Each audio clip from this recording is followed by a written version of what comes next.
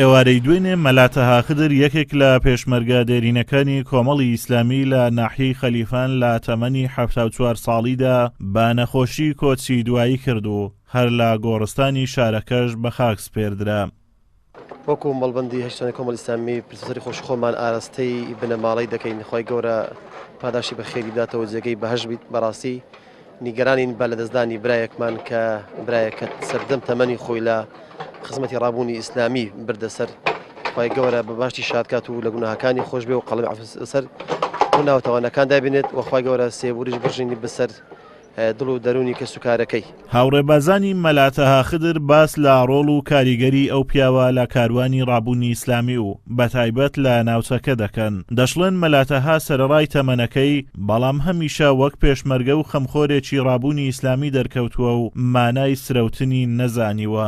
بسم الله الرحمن الرحیم. دیارە خاڵمەلایەکێکە لەو مجاهیدانەی کە لە ڕابوونی ئیسلامی لە سەرەتای بزوتنەوەی ئیسلامی ڕۆڵێکی بەرچاوی بووە و خوازیارین کە خوای گەورە تەبارەک و تەعالا ئەو ماندووبوونەی لێ قبول کرد بێتن و لە هەموو قۆناغ و مەرحەلەکانی کاروانی ئیسلامی مام خاڵمەلادا نەبڕاوە و پێکەوە بووین و پیاوێکی بە شەهامەت و پیاوێکی بە مەوقیف و بەڕاستی ئێمە لەو کاتێدا گەنج بووین کە خاڵمەلا بە ڕیشی سپیەوە لە خزمەتیدا بووین و جێی دڵخۆشی هەموو لایەکمان بوون، چونکە لەو کاتێک کە پیاوێکی بەتەمەن دەبینی یان مامۆستایەکت دەبینی کە لە پێشە تۆیان لەگەڵتدا لە سەنگەرەکان و لە کاروانی ئیسلامیدا زۆر جێی دڵخۆشی و جێی دڵنەوایی بوو بۆ ئێمە و لە ئاخیری تەمەنیشی کە بێتاقەت بوو ئەمە شادیەی بۆ دەدەین لە هەموو کۆڕ و کۆبوونەوەیەکی چ لە سۆران دەکرا چ لە خەلیفان دەکرا، خاڵمەلا لە ڕیزی پیشەوە دەبوو، لە پێشەوە دەبوو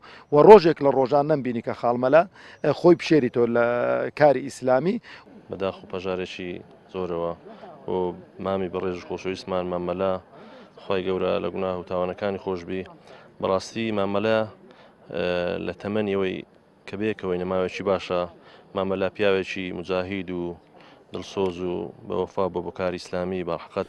مەلاتەها خدر لە دایکبووی ساڵی 1943 بووە و لە ساڵی 1991 پەیوەندی بە ڕێزەکانی بزوتنەوەی ئیسلامی پێشوەوە کردووە و لە تیپی شەهید مەلا محەممەدی کونەفلوسە و دواتر لە ساڵی 1998 لە گوندی گۆڕەزەوە کۆز دەکا بۆ ناحیەی سیروان. لەوێ وەک پێشمەرگە لە هێزی سەفینی بزوتنەوەی ئیسلامی دەست بەکار بووە تاکو ساڵی 2001 دواتر لەگەڵ کۆمەڵی ئیسلامی لە هەمان هێز درێژە بە خەبات دەدات تا ساڵی 2003 و دوای موشکبارانکردنی بارەگاکانی کۆمەڵی ئیسلامی دەگەڕێتەوە ناحیەی خەلیفان. ناوبراو تا کۆچی دوایی کرد ئەندامێکی دڵسۆزی کۆمەڵی ئیسلامی بووە لە دەڤەرەکە.